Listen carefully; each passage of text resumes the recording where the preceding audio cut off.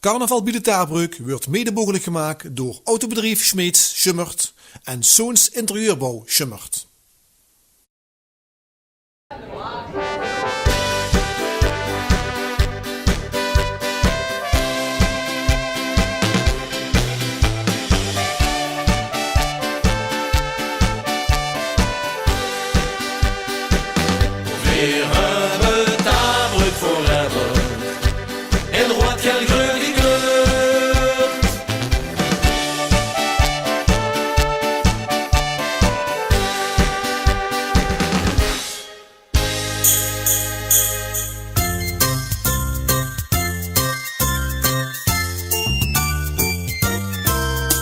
De haard is het lekker werk, met een wientje achter het tv-scherm. De gezelligste tijd van het jaar, dat is Kiers, dat is Kiers, dat is Kiers. Met de kids op de slee af de berg, een besteken met kip, het is niet erg. De gezelligste tijd van het jaar, dat is Kiers, dat is Kiers, dat is Kiers.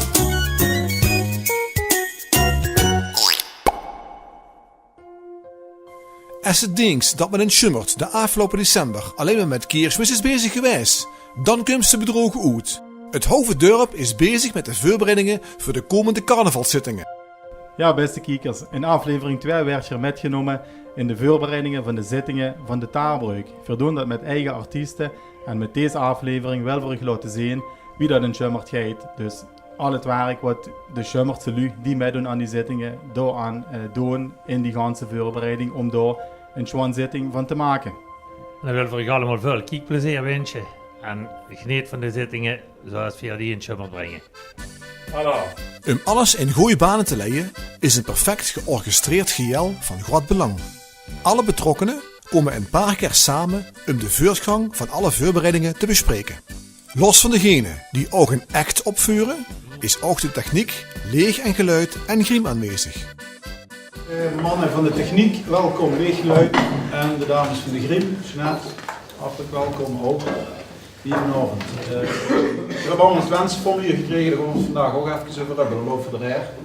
Ja, we hebben al 11 kinderen, maar dat zijn 3 juryleden en 1 presentator. En die zijn eigenlijk de enigen die echt een microfoon nodig hebben. We waren alleen inderdaad de vraag, daar heb ik het met Piet even over gehad, over de woensdag, de 14e januari. Ja, van de junioren weet ik nog niet. Daar ben ik nog op het wachten. Maar als het goed is, komt het nog goed voor de zittingen. Je hebt nog het werk eraan. Muziek zijn we helemaal op zoek. Dit is het probleem eigenlijk een beetje. We zijn een paar dagen zoeken. We zijn 1 voor 1 afgelopen. Ja. Bel mij. Engelring wil het ook heel graag weer doen. Dat is heel enthousiast. Christa heeft contact met hem gehad en er was alleen de vraag of immers Engelkleier heeft. Om een idee te krijgen waar wat aan het oefenen is, zijn we gaan kijken bij tal van repetities. Laten we starten bij de dansparitjes.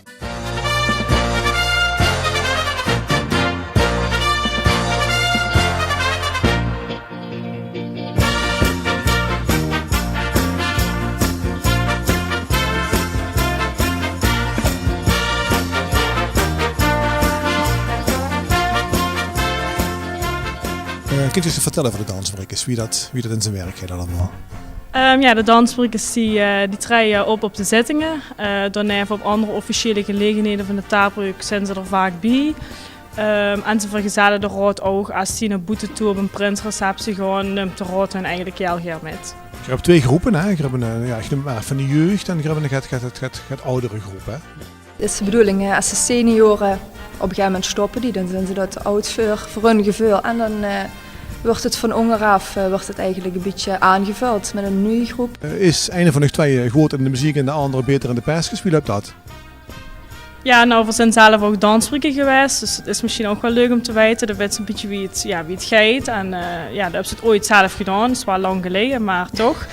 En ja, ook hier weer, de senioren, die gaan dat langzaam een beetje toch zelf doen. Als ze het ouder werden, die vinden dat leuk, die zoeken wat andere dansfabrieken doen. Ja, bij de junioren verzinnen veel dat nog en veel leren hun dat. En we hopen dat die dat op een gegeven moment ook zelf meer gaan overpakken.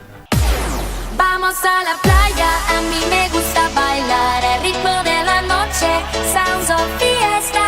Vamos a la playa, a mí me gusta bailar el ritmo de la noche, sounds of fiesta. You know we go where the feeling is right. You know we go where the groove is hot. You know we go where the feeling is right. Feeling is right. Feeling is right. Vamos a la playa, a mí me gusta bailar el ritmo de la noche, sounds of fiesta. Vamos a la playa, a mí me gusta bailar el ritmo de la noche, sounds of fiesta.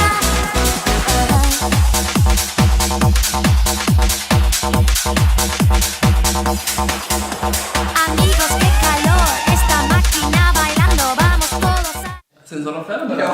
Dat is wel nice. Dus zij een ander idee. Gaat ook de outdoors. Dan hoeven we toch het disco-effect hebben met allemaal lampjes op de achtergrond. Dus dat kwam ook goed. En zoals je bent zo goed te wie, zo heel lekker. Ja, hier zitten pauzes in, dus dat heet wel. Dat is bijna niks.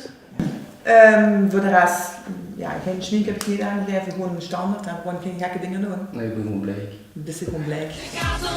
Gevreugd is mij egal. Houd mij nu maar weer tegen, ik bepaal. En alles wat ik krijg nog moet gaan zetten. Hij ik op moeten letten, dus de prijs die ik betaal. Vandaag is alles mij egal.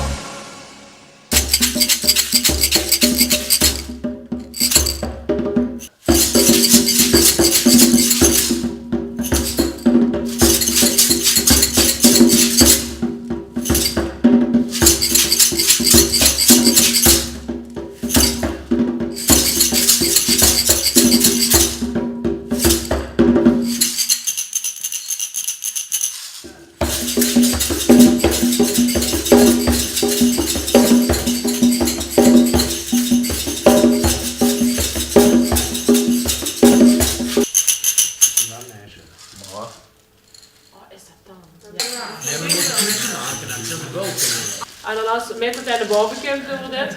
Ja. Degene wat partij 2 hebben, die moeten die 2 maanden of die 4 maanden niks doen.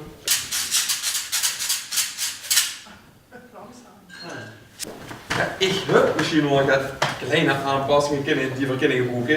Ik heb van het Duitsstalig repertoire. Ah, slagermuziek. Nou, dat is wel een goed idee. Ja, zo gaat het. Ah, kijk. Ja, de buur. Zeg, wat zeg je? Ik ben Piet de Vogelaar. Pietje de Vogelaar.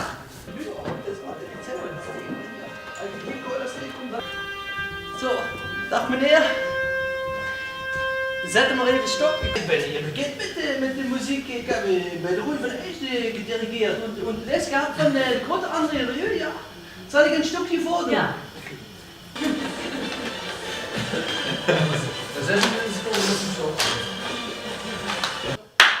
Ik vind het geweldig. Bravo.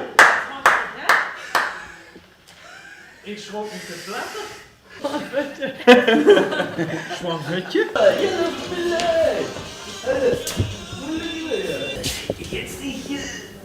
Zeg, Toepes, hij vraagt hoe jij heet. Nee, ze niet eens. Wat is je naam? Laat hem maar even zijn ding doen. Oké, Mehmet. Laat maar eens weer wat ze kent. Ondertussen vergaderen de leden van de Taarbreuk. Uiteraard onder het genot van een lekker glaasje bier.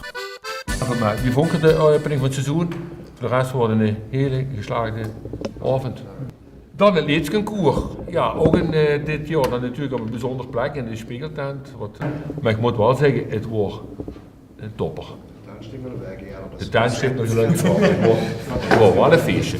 We zitten nog even na de pauze te stoeien met een groep die hier met het gardien toe willen opkomen. Dus dan moeten we nog even kijken wie we dat gaan doen. We hebben er wel onder ons even een oplossing voor, maar dat moeten we nog even terugkoppelen met die groepen die dat aangeven. We hebben zelf het probleem hier. Ja, het probleem geen bij ons, dat we zelf het leeksconcours gewonnen hebben.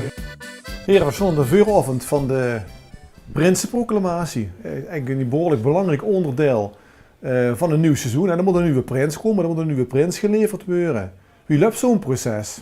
Als DB gaan we natuurlijk eens even bijeen zitten. En het allerbelangrijkste criterium wat er moet zijn voor de prins uit te zoeken is dat er uit Schummert komt. Ja, het moet in ieder geval een jong van het dorp zijn, die bekend en gekend is in het dorp. En zeker ook een heel belangrijk criterium buiten dat er uit Schummert moet komen, is dat het wel in de carnavalist moet zijn. Maar zeker zo belangrijk is, hoe ver ook opletten is, dat voor ieder jaar in een bepaalde buurt van Schummert ook onze prins zoeken. Dat er ook een beetje relatie is, dat het in ieder geval niet alleen de kern is, niet alleen de hoofdstraat, maar dat het natuurlijk ook in Hazelof en op de Bies, dat we daar een beetje op letten. Heb je een prins gevonden al? We hebben een prins. Toch, heb je het? Ja, we hebben een prins. En dat is dan mijn eer of taak om de eerste contacten te leggen. En dan nog een gesprek met de ouders bij natuurlijk, om te kijken of er ook draagvlak is. Ja, zeker in zijn eerste gesprek met de ouders. We hebben eigenlijk een soort brief. Dat is eigenlijk de leidraad voor dat gesprek. Hoe de belangrijkste punten voor de prins, maar ook voor de ouders en degene om hem heen, meteen al duidelijk waren van wat verwachten we van u, maar wat mag je ook van ons en Starbrugge verwachten. Zeg Pieter, heb je natuurlijk dit jaar het op een heel bijzondere manier mogen metmaken. Dat is zo'n Karstensprins. Ja. Daar ga je ze meteen aftreden. We hebben nu even gesproken, laten we er heel even nog gaan kijken. Prins Karsten I van de Starbrugge Schummert, althans, nog even. Ja, nou ja, even. Tot het uitroepen. En halverwege januari, dan is de nieuwe prins, dan mag het checkje overnemen. En dan zit het prinsenjaar voor mij erop.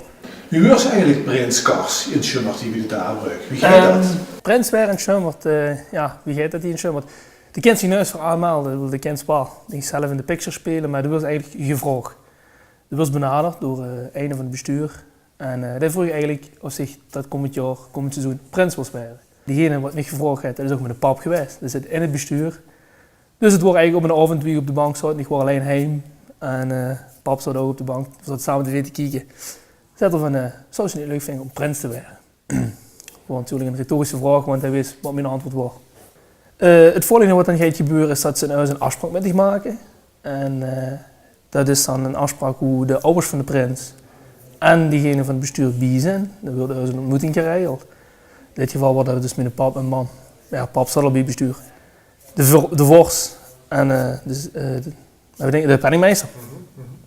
En dan gaat ze juist naartoe hoe natuurlijk geen bekenden mogen komen. Of ja, mogen komen, de hoop zit dat geen bekenden komen. Wat prins zijn eigen inhoudt, dat weet ze toch niet. En dat wordt dan een beetje duidelijk en een beetje uitgelegd.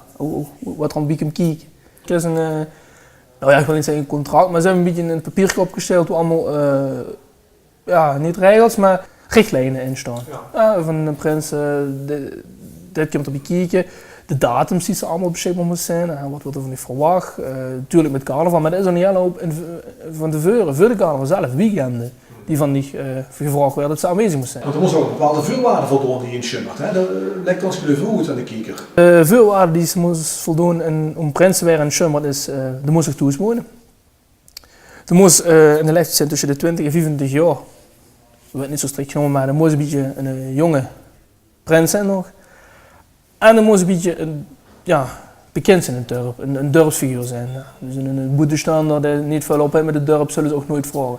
Maar de kijkers ook heel goed in. Het bestuur, die weten wat wij ze vragen, die vullen we goed aan. Wij goed liggen in het dorp, wij een beetje op de verenigingen zitten. En de regel dat ze vrijgezel hoeft te zijn, dat is al vervaagd. Er zijn er al genoeg prinsen geweest die ook al een vriendin hebben. Maar het enige wat ze nog echt moest doen, is ze moest eigenlijk gewoon thuis bij de man wonen. Hey, Kars, achter een paar dagen is de aftraining.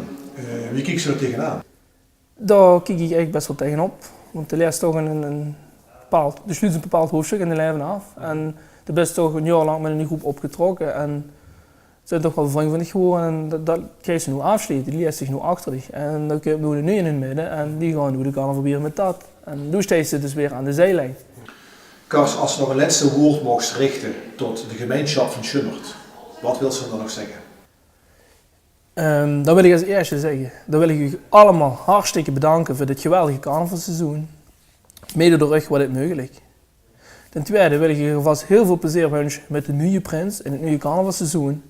En laat voor hopen dat er nog genoeg carnavals komen Dus wie ze nu afgelopen jaren immer hebben gehad en dat we dat altijd geweldig samen kunnen vieren. En dat we genoeg samen kunnen drinken. En een seizoen gaat gewoon vooraan.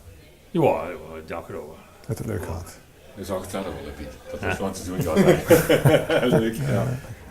Hey, we hebben de aflevering 1 mogen gezien dat je hier de prijs gewonnen hebt van het Schummers Vast en Over Atleetjesconcours. Fantastisch. Geeft er geen technische problemen? Ja, normaal is het zo dat die planning van de zittingen vrij gemakkelijk in maken. Maar nu dat we zelf het leedsconcours gewonnen hebben en één verplichting die daarbij kunt kijken is, als de winnaar best van het leedsconcours, dan best dus ook verplicht om op te treden op de zittingen. Ja, verplicht als je aanhalingstekens, maar dan wordt ze dus uitgenodigd om op te treden op de zittingen. Dit jaar zijn we dat dus zelf. En dat geven in de planning moesten we ons heel even goed nadenken, want we wilden ook niet dat een gedeelte van de zitting door gedraaid wordt zonder dat de rood op de bühne zit. Neven de winnaar van het leedjesconcours is er ook nog een publieksprijs en een presentatieprijs gewonnen. Samen met deze winnaars praten we nou over hun leedje. Ik ben Nadine. Ik ben Max. En ik ben Bram. En samen zijn we Lekkerbeer en Nadine. Nou, dat is een goeie dat je dat zegt. Hoe komen jullie aan zo'n naam, Lekkerbeer en Nadine? Ja, de eerste paar jaren dat vermiddag, dat waren dicht volgende noemer Lekkerbeer, Vieswiever. En dat vonden we wel ruig als groepsnaam. Maar na het eerste jaar hebben we al zoveel klachten binnen dat we maar besloten hebben onder de noemer Max en Bram weer te gaan. En binnen kunnen Nadine erbij, geen weet nog helemaal wie. Jullie hebben de prijs gewonnen, hè? De worstprijs. Wat betekent die prijs? Ja, het is gewoon een prijs voor de presentatie. Het best gepresenteerde act was dat. Hebben jullie dat zelf ook zo ervaren? Nou, Max en ik hebben toch wel een aantal uur in de presentatie gestoken, ja. Ja. Want wie bedenkt dan zo'n liedje? Hoe gaat zo'n proces? Dit jaar had ik het liedje zelf gevonden. Ik had op internet gezocht en gezocht naar een leuk liedje dat al bestond. Want om zelf muziek te creëren, dat ging in elk geval mijn pet te boven. En de anderen stonden er ook niet echt op te wachten. Hey Nadine, Bram zei het zojuist al. Je bent eigenlijk bij die groep aangesloten. Zo'n jonge dame hoe jij, hoe kom je bij die twee heren terecht? Bram meende dat ik kon zingen. Dat viel iets tegen, dus dan zat ik daarna maar voor de looks erbij. De steekt er met kop en schouders bovenuit met 24 punten. Die van Vief! Van de groep Die van Vief zijn 2 man aanwezig vanavond. Ik wil met jullie even terugblikken op het winnen van de publieksprijs. De naam Die van Vief, hoe kom je nou aan zo'n naam? Die is ontstaan via de voetbalclub.